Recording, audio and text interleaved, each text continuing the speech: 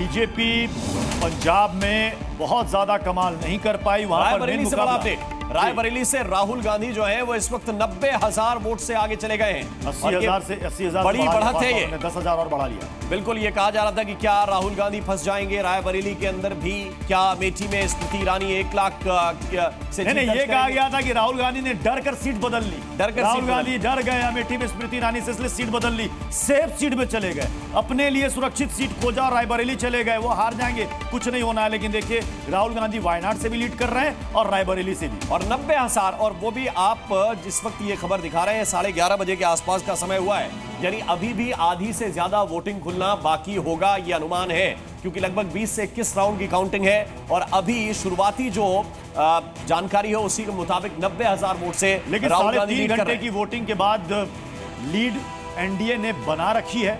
अब इसमें से अगर आंकड़ा बहुत कम होगा और अगर वो इंडिया अलायंस की तरफ जुड़ेगा, तब आप कहेंगे कि तब स्थिति होगी कि आखिर सरकार किसकी बनेगी। राहुल गांधी की 90,000 की लीड, लेकिन जिसकी आप बात कर रहे हैं बिहार का थोड़ा सा अगर हम जिक्र करेंगे तो वहां पर बीजेपी से ज्यादा सीटों पर जेडीयू इस वक्त लीड कर रही है, और जेडीयू लीड कर रही है बीजेपी से ज्यादा सीटों पर। आप समझिए नीतीश कुमार मिलकर गए हैं प्रधानमंत्री नरेंद्र मोदी से, अंदर की खबर यह बताई गई थी कि उनसे कहा गया कि चीफ मिनिस्टर किसी और को बन जाने दीजिए।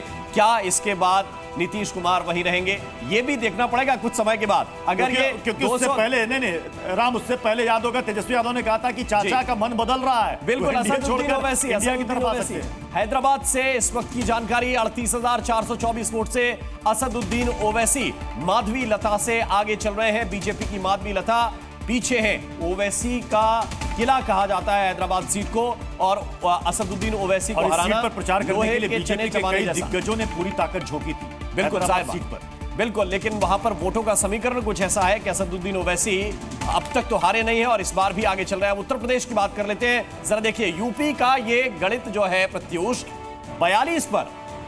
42 सीटें ऐसी हैं जहां पर INDIA गठबंधन आगे है। इसमें जानकारी है कि 7 पर लगभग कांग्रेस पार्टी और बाकी बची हुई सीटों पर समाजवादी पार्टी लीड कर रही है। और 35 सीटों पर समाजवादी पार्टी और 7 सीटों पर कांग्रेस।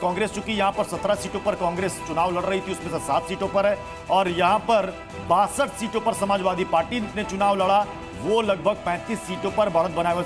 अयोध्या से समाजवादी पार्टी के अवधेश प्रसाद आगे चल रहे हैं, लल्लू सिंह बीजेपी के वो पीछे चल रहे हैं, जो कि सिटिंग MP है यहाँ के। बिल्कुल, और 6,200 वोट का अंतर है।